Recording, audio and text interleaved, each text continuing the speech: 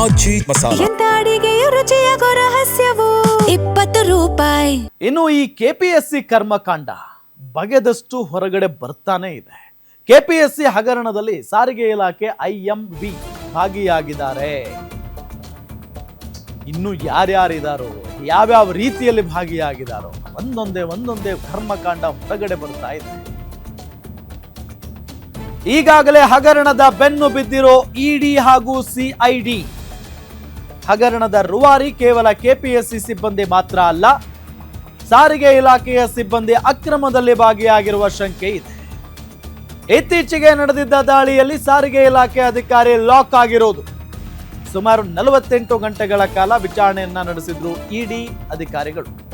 ಸಾರಿಗೆ ಇಲಾಖೆ IMV KPSC ಅಕ್ರಮದಲ್ಲಿ ಭಾಗಿಯಾಗಿದ್ದಾರೆ.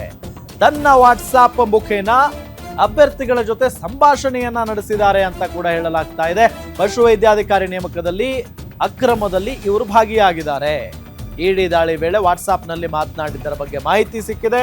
ಸಂಭಾಷಣೆಯಲ್ಲಿ ಹಣದ ಬಗ್ಗೆಯೂ ಚರ್ಚೆ ಮಾಡಿರುವ ಸಾಧ್ಯತೆ ಇದೆ. ಬೆಂಗಳೂರಿನಲ್ಲಿರೋ ಸಾರಿಗೆ ಇಲಾಖೆ IMV ಮನೆಯಲ್ಲಿ ಶೋಧವನ್ನ ನಡೆಸಿತ್ತು ಇಡಿ. ರಾಜ್ಯದ ಗಡಿ ಚೆಕ್ ಪೋಸ್ಟ್ ನಲ್ಲಿ ಕೆಲಸ ನಿರ್ವಹಣೆ ಮಾಡ್ತಾ ಇರೋ ಸಾರಿಗೆ ಇಲಾಖೆ IMV. ಸಾರಿಗೆ ಇಲಾಖೆ IMV ಹೆಸರು ತಗಲಾಕೊಂಡಿದ್ದು ಸರ್ಕಾರಕ್ಕೆ ಭಾರಿ ಮುಖಭಂಗ ಆದಂತೆ ಆಗಿದೆ. ಕೆಪಿಎಸ್ಸಿ ಹಗರಣ, ಈ ಕೆಪಿಎಸ್ಸಿಯನ್ನ ಕಿತ್ತಾಕ್ಬಿಡಿ ಅನ್ನೋ ನಿಟ್ಟಿನಲ್ಲಿ ಈಗ ಆಕ್ರೋಶ ವ್ಯಕ್ತವಾಗ್ತಾ ಇದೆ. ಇದೆಲ್ಲದರ ನಡುವೆ ಈ ಹಗರಣದಲ್ಲಿ ಯಾರೆಲ್ಲ ಪಾಲುದಾರರಿದ್ದಾರೆ, ಯಾರೆಲ್ಲ ಭಾಗಿದಾರರಿದ್ದಾರೆ ಅನ್ನೋದನ್ನ ಈಗ ಇಡಿ ಮತ್ತು CID ಆಫೀಸರ್ಸ್ ಹೊರಗಡೆ ತೆಗಿತಾ ಇದ್ದಾರೆ. ಕರ್ಮಕಾಂಡವನ್ನ ಬಯಲು ಮಾಡ್ತಾ ಇದ್ದಾರೆ. ಈಗಾಗಲೇ ಇಡಿ ಹಾಗೂ CID ಅವರು ಮಾತ್ರ ಈ ಹಗರಣದ ಬೆನ್ನು ಬಿದ್ದು ಬಿಟ್ಟಿದ್ದಾರೆ. ಹಗರಣದ ರೂವಾರಿ ಕೇವಲ ಕೆಪಿಎಸ್ಸಿ ಸಿಬ್ಬಂದಿ ಮಾತ್ರ ಅಲ್ಲ, ಸಾರಿಗೆ ಇಲಾಖೆಯ ಸಿಬ್ಬಂದಿಯೂ ಕೂಡ ಅಕ್ರಮದಲ್ಲಿ ಭಾಗಿಯಾಗಿರುವ ಶಂಕೆ ಇದೆ. ಇತ್ತೀಚೆಗೆ ನಡೆದಿದ್ದ ದಾಳಿಯಲ್ಲಿ ಸಾರಿಗೆ ಇಲಾಖೆ ಅಧಿಕಾರಿ ಲಾಕ್ ಕೂಡ ಆಗಿದ್ರು. ಸುಮಾರು 48 ಗಂಟೆಗಳ ಕಾಲ ಇಡಿ ಅಧಿಕಾರಿಗಳು ಅವರನ್ನ ವಿಚಾರಣೆಗೆ ಒಳಪಡಿಸಿದ್ರು. ಸಾರಿಗೆ ಇಲಾಖೆ IMV ಕೆಪಿಎಸ್ಸಿ ಅಕ್ರಮದಲ್ಲಿ ಭಾಗಿಯಾಗಿರೋದು ತನ್ನ ವಾಟ್ಸಾಪ್ ಮುಖೇನ ಅಭ್ಯರ್ಥಿಗಳ ಜೊತೆಗೆ ಸಂಭಾಷಣೆಯನ್ನ ನಡೆಸಿದ್ರಂತೆ. ಪಶುವೈದ್ಯಾಧಿಕಾರಿ ನೇಮಕದಲ್ಲಿ ಅಕ್ರಮದಲ್ಲಿ ಈ IMV ಭಾಗಿಯಾಗಿದ್ದಾರಂತೆ.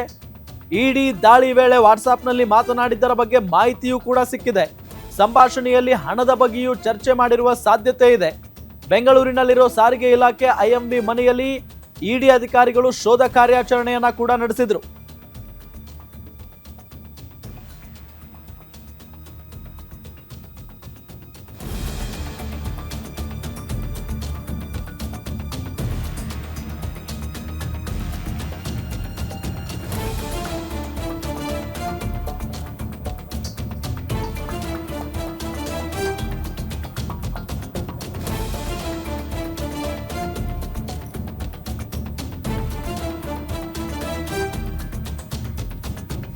ಇದೇ ವಿಚಾರಕ್ಕೆ ಸಂಬಂಧಪಟ್ಟಂತೆ ಡೀಟೇಲ್ಸ್ ಕೊಡ್ತಾರೆ ನಮ್ಮ ಮೆಟ್ರೋ ಬ್ಯೂರೋ ಹೆಡ್ ಉಲ್ಲಾಸ್ ನೇರ ಸಂಪರ್ಕದಲ್ಲಿ ಜಾಯ್ನ್ ಆಗ್ತಿದ್ದಾರೆ. ಉಲ್ಲಾಸ್, ಈ ಕೆಪಿಎಸ್ಸಿ ಕರ್ಮಕಾಂಡ ಬಗೆದಷ್ಟು ಬಯಲಾಗ್ತಾನೆ ಹೋಗ್ತಾ ಇದೆ. ಈಗ ಈ ಸಾರಿಗೆ ಇಲಾಖೆ ಅಧಿಕಾರಿ ಯಾರು, ಅವರ ಪಾತ್ರ ಏನು ಈ ಹಗರಣದಲ್ಲಿ ಡೀಟೇಲ್ಸ್ ಕೊಡ್ತಾ ಹೋಗೋದಾದ್ರೆ?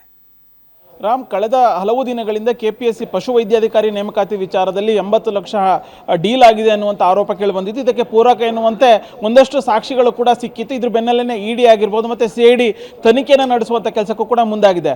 ಒಂದು ಕಡೆ ಕಳೆದ 3-4 ದಿನಗಳ ಹಿಂದೆ ಇಡಿ ಅಧಿಕಾರಿಗಳು ಕೆಪಿಎಸ್ಸಿ ಮಾಜಿ ಅಧ್ಯಕ್ಷ ಸಾವ್ಕಾರ್ ಆಗಿರ್ಬೋದು ಮತ್ತು ಕೆಪಿಎಸ್ಸಿ ಹಿಂದಿನ ಪರೀಕ್ಷಾ ನಿಯಂತ್ರಣಾಧಿಕಾರಿಯಾಗಿದ್ದಂತಹ IAS ಅಧಿಕಾರಿ ಜ್ಞಾನೇಂದ್ರ ಕುಮಾರ್ ಅವರ ಮನೆ ಮೇಲೂ ಕೂಡ ಶೋಧವನ್ನು ನಡೆಸಿದ್ರು. ಆದರೆ ಈ ಶೋಧ ನಡೆಸುವಂಥ ಸಂದರ್ಭದಲ್ಲಿ ಇಡಿ ಅಧಿಕಾರಿಗಳಿಗೆ ಮತ್ತೊಂದು ಶಾಕಿಂಗ್ ವಿಚಾರ ಬೆಳಕಿಗೆ ಬಂದಿದೆ. ಕೆಪಿಎಸ್ಸಿ ಹಗರಣದಲ್ಲಿ ಅಲ್ಲಿರುವಂತಹ ಸಿಬ್ಬಂದಿ ಆಗಿರ್ಬೋದು ಮತ್ತು ಅಭ್ಯರ್ಥಿಗಳು ಮಾತ್ರ ಅಲ್ಲ, ಇವರಿಗೆ ಸಾರಿಗೆ ಇಲಾಖೆಯಲ್ಲಿ ಕೆಲಸ ಮಾಡ್ತಾ ಇರುವಂತಹ ಹಿರಿಯ ಮೋಟಾರ್ ವಾಹನ ನಿರೀಕ್ಷಕ ಅಂದರೆ RTO ಇನ್ಸ್ಪೆಕ್ಟರ್ ಕೂಡ ಈ ಒಂದು ಅಕ್ರಮದಲ್ಲಿ ಭಾಗಿಯಾಗಿದ್ದಾರೆ ಅನ್ನುವಂಥ ಒಂದು ಮಾಹಿತಿನೂ ಕೂಡ ಸಿಗ್ತಾ ಇದೆ.